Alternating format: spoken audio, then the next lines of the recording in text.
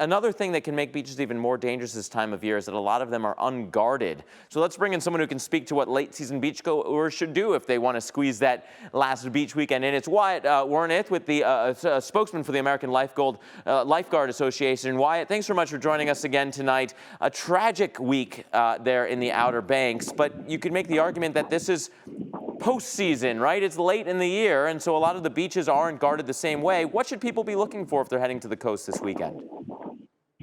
Well, Mark, thanks for having me. Yeah, we can relate. Here in Florida, Cocoa Beach, Brevard County, we've actually had our 5th drowning a week ago.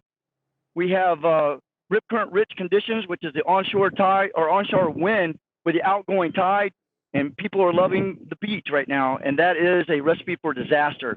Of course, we always say swim in front of a lifeguard. Your chances are 1 in 18 million in getting into trouble. However, our fatality here a week ago was in a guarded area during guarded hours, so you never know. You have to be on the lookout, watch your loved ones, and tune into the Weather Channel and make sure you know what the conditions are before you go.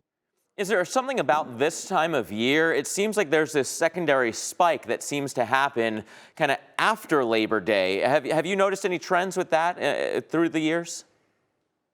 Well, absolutely. As the temperature drops a little bit, not a lot, it gets pleasant. And you want to be on the beach whenever and experiencing that, where before, when it was super hot, it was almost unbearable. So it's getting more tolerable and inviting people to the beach. Again, they have to be careful and look for where the lifeguard stations are and sit out in front of the lifeguard station. They will warn you of any conditions.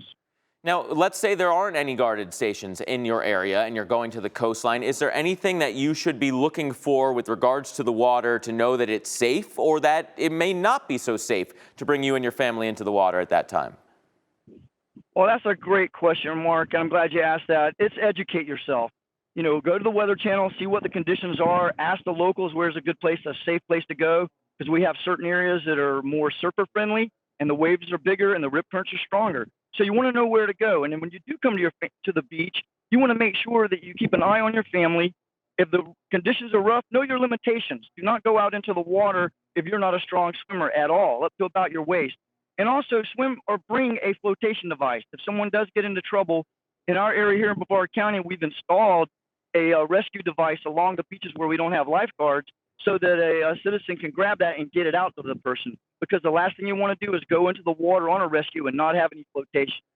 It seems like a bit of an impossible task, but we also try to stress that if you are caught in a rip, to not panic and not try to just swim as hard as you can back into the shore. Can you talk a little bit about what you should do if you do wind up in trouble?